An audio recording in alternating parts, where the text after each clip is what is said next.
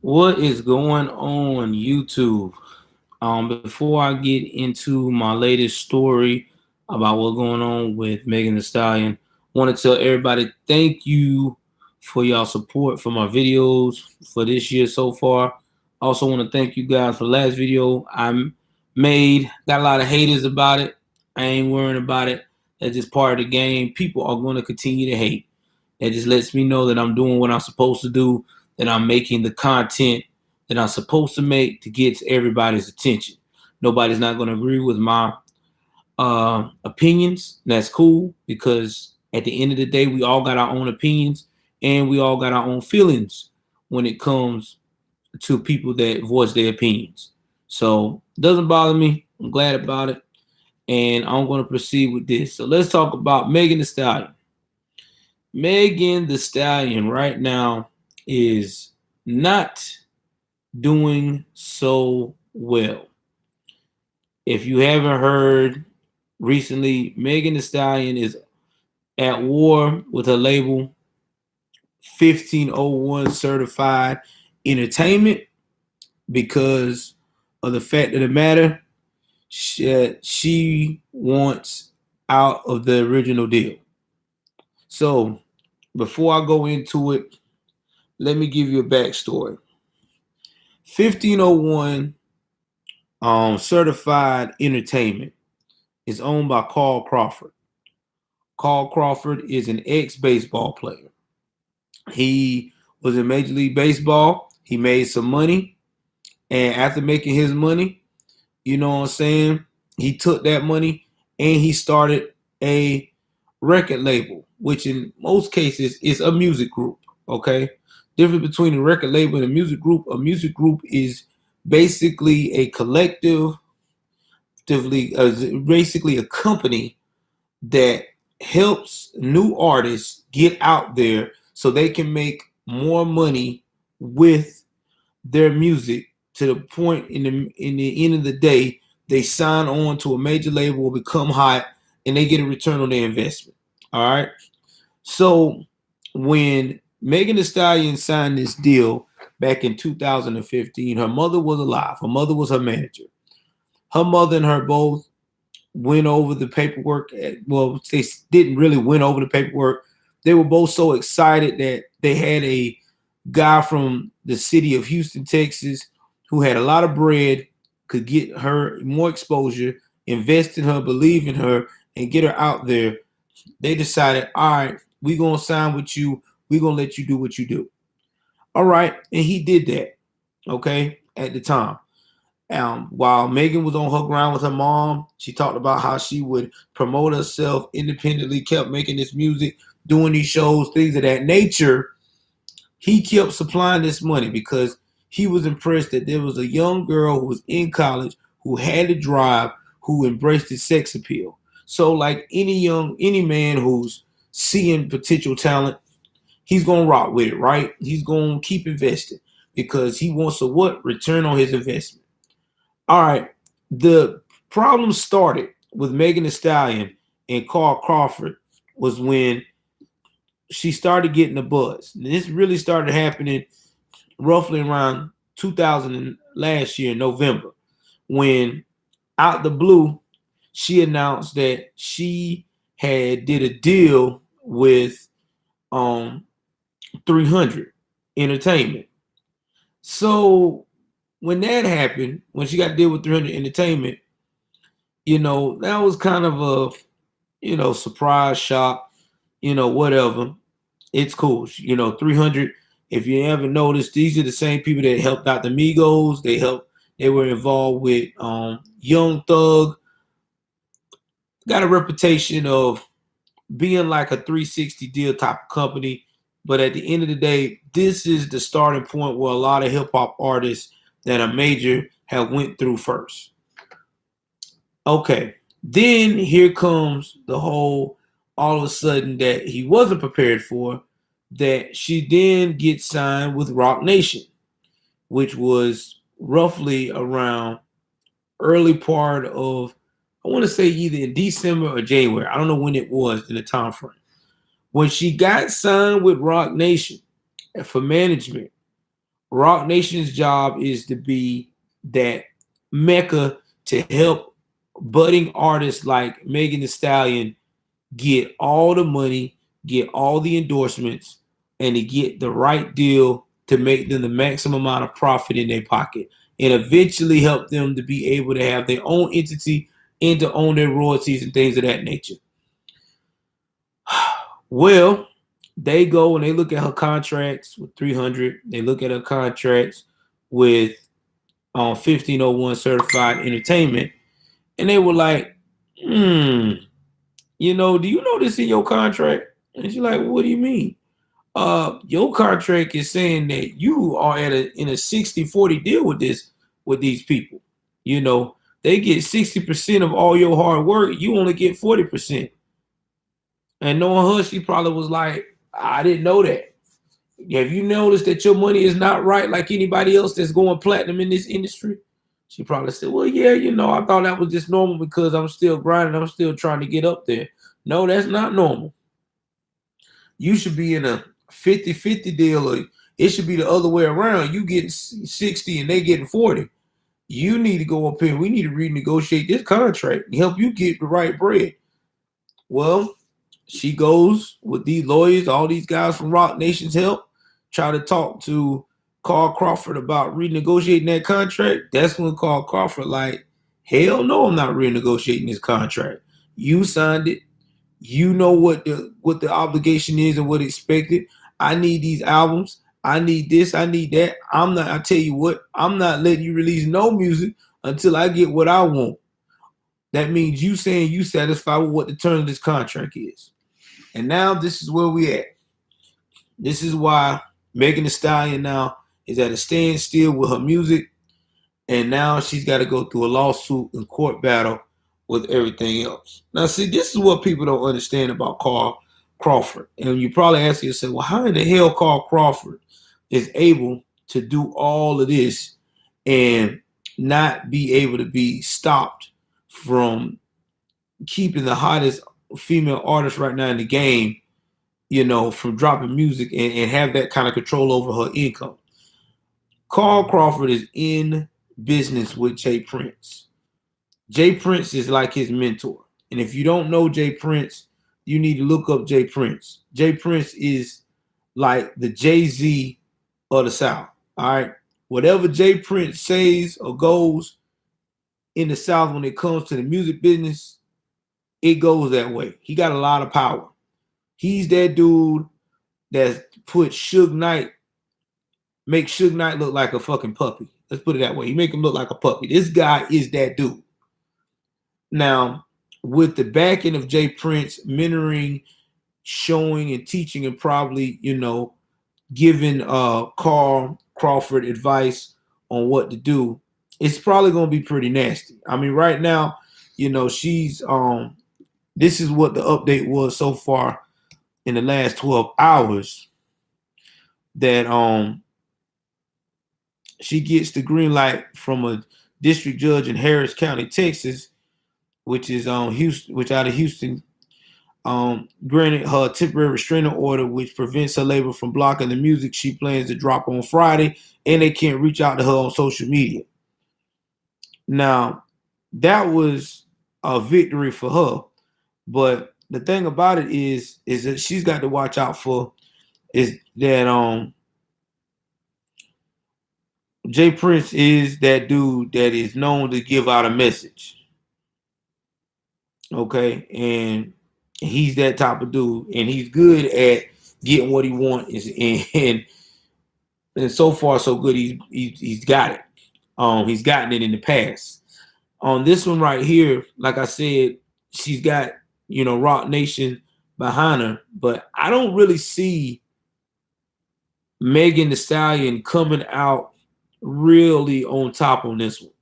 I think that in the end of the day, she's probably going to get out this deal, but there's going to be a lot of dues she's going to have to pay. I think that Megan Thee Stallion is going to have to basically kick out about 3 albums from now to really to look at the money that she's going to get. And in the end, I hope that She don't have to go that far to kick out 3 albums to see return on her investment. I hope that in the end that she Rock Nation can sit down and talk to Carl Crawford, and they can square everything up, get her money right, or whatever they got to do to get out of the situation. So I did this video to tell y'all to sit down and tell you this, especially y'all new artists that's coming in the game. This is why a lot of these rappers now are going independent, because of situations like this. When you sign to labels now, and I'm talking about labels like this guy here, Carl Crawford, and these other major labels, Universal, all of them, they do what they call short-term deals now with artists. And the reason why they do short-term deals is because they want to make sure that they get a return on their investment quickly, for number one, and number two, they want to soften the blow. So to soften the blow, this is what they say. All right, you got this good music. All right, you sound good, you sound great. You can, we're gonna take a chance on you. All right, let's see if we can get him past 2 records and see if they chart. All right, if they don't chart, we just gonna drop him. Simple as that. And that's it. You give him 2 chances, he don't chart, we're done. Him or her, we're done. So they do this so that way they don't have to put that much money in investing you and things of that nature. And then what they do after they do that is they ain't got to worry about paying the storage fee no more, because everything is digital. So that's a blessing. So that cuts down costs. They may put you on a marketing field. They may pay for a little bit of your marketing to get you out there on, social media platforms, or commercialize you a little bit out there. And then that's it. They have that budget. They have that. They probably give you a little advancement. The advancement that they're mostly averaging right now between $500,000 $1 million advancement. And if based upon how good and hot you are, and that's it. Then they just do it that way. It's just easier for the record companies. Now, when it comes to those percentages, most record companies now, based upon if you are really good, if you do get signed to a major, and if you do got somebody who's smart in the business, or a manager that know how to read contracts and stuff like that, most of these labels starting out usually do what they call a 50-50 or a 60-40. Or in some cases, they may do a 65-35. But at the end of the day, you get a majority of the money, but they got to get paid too. And they also going to take everything too from the top, from that advancement. That's usually how it is when you in a decent deal. Now, some people like Young Berg try to say that Megan Thee Stallion is in a good deal, which we all know that's not a good deal. I mean, come on, man. That's not a good deal for anybody. That's highway robbery. I mean, when you in a deal where you got to negotiate not only percentage of your royalties, but now you got to give show money to these people. You got to give freaking endorsement deals that you get. They got to get a portion of that too. Nah, that's not a good deal, man. That's highway robbery right there.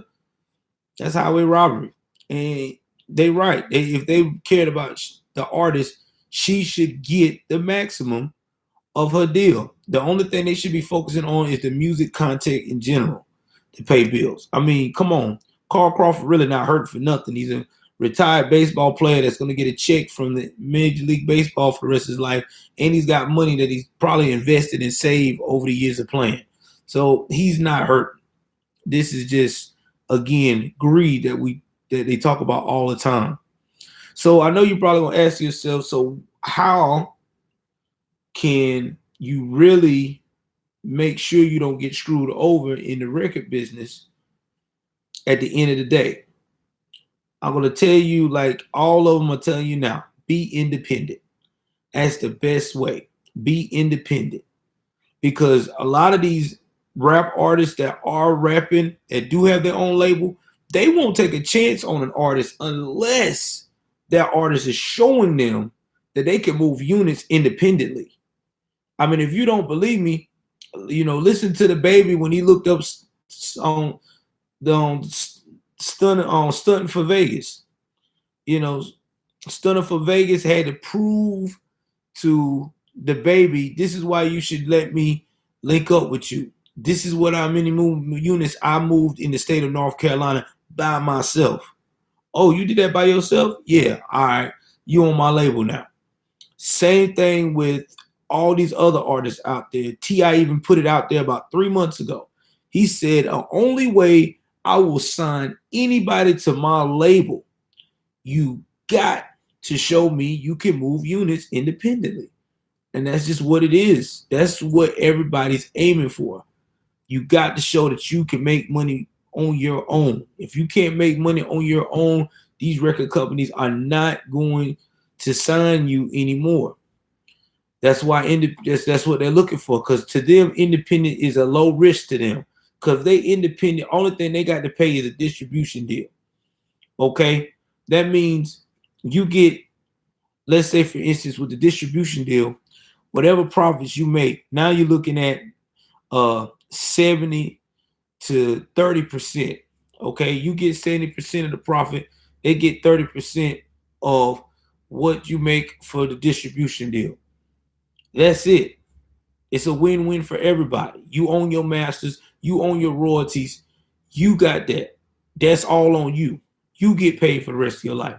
That's why everybody's getting independent. That's why you see a lot of guys who are independent, that are underground, can go up here and do a record, and they can sell, 500,000 copies and make just as much as a guy who signed to a major label and had to sell 2 million copies damn near. Because the difference is the dude that went gold, he pocketing all that money. That's all him. After he pay everybody their fees, he good.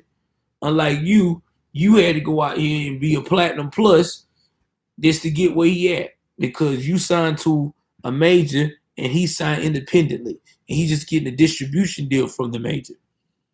So y'all guys need to do your homework, man, before y'all young cats sign these contracts with these labels talking about, oh yeah, I'm gonna help you. Yeah, come here, sign this paperwork. We gonna get you on board. These people are just waiting for you to go ahead on here and start popping. And as soon as you start popping like Megan Thee Stallion, that's when you gonna start seeing the leeches and the roaches out. Y'all better be learning how to be independent. But I'm praying for Megan, man. I hope that in the end of the day, they let her out of her deal, because that's an ugly deal. When you got to give that record company 60% of your hard-earned show money, any kind of endorsements and anything you come up with yourself that you grind on your own to do on the side, that's highway robbery. And then she only gets 40%. So that means her net worth really, if you think about all the records that Megan Thee Stallion has done this year, her net worth right now is probably about $250,000 to $300,000, when it should be about $3 to $4 million from all them big singles and features that she's done. It's a damn shame. It's a damn shame. Well, anyway, y'all follow me on Twitter, J News and Views. Also follow me all here on YouTube as well. Hit the like button too, man. That gives an algorithm for them to keep playing these videos. Also, comment as well. I'm engaging all my comments, and hit the subscribe button.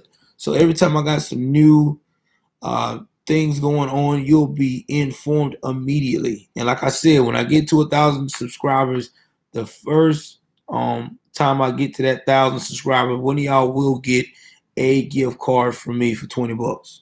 So thank you very much, and y'all be easy.